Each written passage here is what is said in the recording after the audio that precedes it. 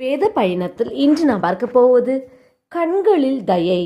Ruth 2 அதிகாரம் 13 என் ஆண்டவனே, உம்முடைய கண்களில் எனக்கு தயை கிடைக்க வேண்டும். நாம் ஜீவனோடு வாழ்வதற்கும் நம்முடைய வாழ்க்கை ஆசிர்வதிக்கப்படுவதற்கும் கர்த்தருடைய கண்களில் தயை கிடைக்க வேண்டும். வேதத்தில் ரூத் மிகுந்த ஆஸ்திகாரனாகிய தன்னுடைய எஜமானாகிய போவாஸ் கண்களில் தயை கிடைக்க வேண்டினாள். ரூத்திற்கு போவாஸ் கண்களில் தயை கிடைத்தது. அதே போல நாமும் நம்முடைய ஜீவனுள்ள தேவனுடைய கண்களில் அனுதினமும் நமக்கு தயை கிடைக்க ஜெபிப்போம்.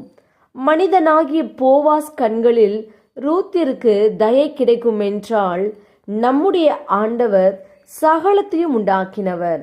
அவரால் செய்யக்கூடாத அதிசயமான காரியம் ஒன்றுமில்லை. அவரால் எல்லாம் கூடும்.